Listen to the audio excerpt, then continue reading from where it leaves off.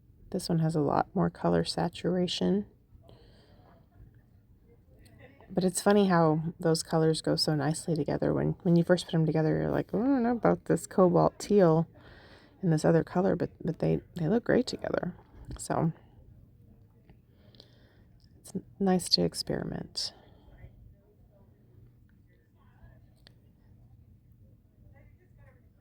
And so yeah, let me know what you think about these colors. I'll try to show you the resin result when I finally get them resined. But don't forget, in the description box below, I do have discount codes for Colourarte, 20% off, discount codes for Australian Floetrol, 10% off from Pixel Paint Designs, so don't forget to check it out. And thanks for hanging out while I experiment. Thanks for watching, everyone. Bye!